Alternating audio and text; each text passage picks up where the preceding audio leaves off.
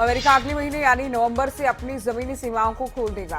America ने फैसला लिया कि वो केवल पूरी तरह से वैक्सीनेट हो चुके लोगों को अपनी सीमाओं में आने देगा।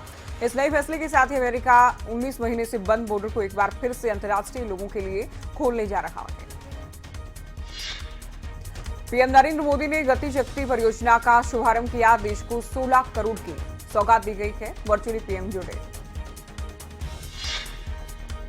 प्रधानमंत्री आवास पर हुई केंद्रीय कैबिनेट की बैठक में मंत्रिमंडल ने फर्टिलाइजर पर सब्सिडी देने के फैसले पर मुहर लगा दी है। कैबिनेट ने सैनिक स्कूल सोसाइटी के अंतर्गत 100 प्राइवेट और सरकारी सैनिक स्कूलों को मान्यता देने की मंजूरी भी दे दी है। उत्तर प्रदेश के लखीमपुर खीरी में हुई हिंसा को लेकर राहुल गांधी की अगुवाई में कांग्रेस का डेलीगेशन आज राष्ट्रपति रामनाथ कोविंद से मुलाकात करने पहुंचा। आपको बता दें कि डेलीगेशन 3 अक्टूबर को हुई हिंसा को लेकर राष्ट्रपति से मिला। शाहरुख खान के बेटे आर्यन खान की जमानत अर्जी पर आज सुनवाई होगी। क्रूज ड्रग्स पार्टी मामले में आर्यन 14 दिन की न्यायिक हिरासत में हैं। उन्हें आर्थर रोड जेल में रखा गया है। शाहरुख ने आर्यन के लिए मुंबई के नामी वकील अमित देसाई को हायर किया है। अक्टूबर के महीने में दूसरी बार सीएनजी और पीएनजी के दाम बढ़े हैं। इंद्रप्रस्थ गैस लिमिटेड आईजीएल ने सीएनजी और पीएनजी के दाम में बढ़ोतरी की जानकारी दी है। बढ़ी हुई दरें आज सुबह 6 बजे से लागू हो गई हैं। इससे पहले इंद्रप्रस्थ गैस लिमिटेड ने 2 अक्टूबर को दाम बढ़ाए थे। देश में कोरोना मामलों में राहत मिल रही है। 24 घंटे में केवल 15,823 नए मामले सामने आए हैं। 22,844 लोग ठीक हो गए थे। 24 घंटे में 224 लोगों की हालांकि जान चली गई है। तो 24 घंटे में 226 मौत कोरोना वायरस के संक्रमण से हुई है। मुंबई में कुर्ला इलाके के नेहरू नगर में आग लगने से करीब 22 बाइकों में भीषण आग लगी। बताया गया कि ये सभी मोटरसाइकिल पार्किंग में खड़ी थी। सभी बाइक जलकर खाक हो गई हैं। दमकल कर्मियों ने कड़ी मशक्कत के बाद आग पर काबू पाया। हरियाणा के मुख्यमंत्री मनोहर लाल ने दिल्ली दौरे पर केंद्रीय मंत्री ज्योतिरादित्य सिंधिया से मुलाकात की। आपको बता दें कि इस दौरान कई अहम मुद्दों को लेकर बातचीत की गई है। पंचकुला में बीजेपी प्रांत परिषद की बैठक हो रही है। कार्यक्रम में मंत्री विधायकों का पहुंचना शुरू हो चुका था। अब बैठक भी शुरू हो चुकी है। इस दौरान कैबिनेट मंत्री जेपी दलाल ने कहा, जनता को बताएंगे सरकार की उपलब्धियां।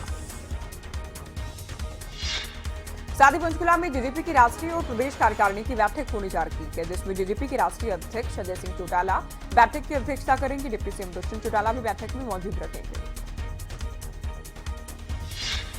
राइट टू सर्विस एक्ट को लेकर बिजली कर्मियों में काफी रोष है। कार्यकारी अभियंता कार्यालय के सामने धरना दिया गया है। बिजली कर्मचारियों ने उग्र आंदोलन किए जाने की चेतावनी भी दी। डेंगू के दंश से दहली धर्मनगरी कुरुक्षेत्र जिले में डेंगू के 49 मामले सामने आए हैं। अलर्ट मोड पर है स्वास्थ्य विभाग की टीम। अंबाला पुलिस को मिली बड़ी कामयाबी, मुख्य आरोपी गिरफ्तार कर लिया गया है। मर्डर मामले में नाबालिग आरोपी को जुवेनाइल अदालत में पेश किया जाएगा। चरखियादरी में CM flying team action mode पर है। सीएम फ्लाइंग टीम में ओवरलोडेड वाहनों पर शिकंजा कसा। ईंटों से भरे 12 ओवरलोडेड ट्रैक्टर ट्रॉलियां कब्जे में ली गई हैं। रंजीत हत्याकांड मामले में पंचकुला की सीबीआई की विशेष अदालत ने फैसला सुरक्षित रख लिया है। अब इस मामले में 18 अक्टूबर को अगली सुनवाई होगी। सोमवार को अदालत में बचाव पक्ष अपना पक्ष रखेगा। रेवाड़ी के निजी अस्पताल में दर्दनाक हादसा हुआ है। बता दें कि अस्पताल की दूसरी मंजिल में आग लगने से बुजुर्ग झुलस गया, जिसे दूसरे अस्पताल ले जाते वक्त उसकी मौत हो गई। करनाल में जन्म के 3 घंटे बाद नवजात की मौत का मामला सामने आया। परिजनों ने निजी अस्पताल के डॉक्टर्स पर लापरवाही के आरोप लगाए हैं। बता दें कि परिजनों ने शव को रोड पर रखा, जाम लगाया। बहादुरगढ़ में प्रॉपर्टी डीलर की गोली मारकर हत्या किए जाने का मामला सामने आया है। बहादुरगढ़ के रोहद में एक होटल के बाहर की वारदात, बाइक पर सवार होकर आए थे बदमाश। बहादुरगढ़ के दहकोरा गांव में बुजुर्ग महिला की हत्या, खेतों में लकड़ियां काटने गई थी महिला। लूट के बाद हत्या की आशंका जताई गई है, हालांकि जांच जारी है।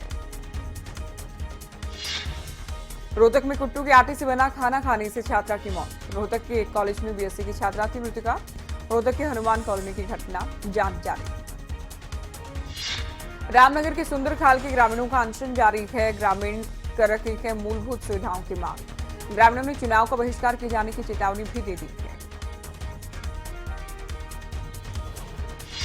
पावंटा साहिब की कन्या पाठशाला में प्रदेश की पहली महिला क्रिकेट अकेडमी की शुरुआत की गई है। बीसीसीआई के कोषाध्यक्ष अरुण सिंह धूमल ने क्रिकेट अकेडमी का उद्घाटन किया है। धूमल ने पांवटा साहिब में अंतर्राष्ट्रीय स्तर का क्रिकेट स्टेडियम बनाए जाने की घोषणा भी इस दौरान की है।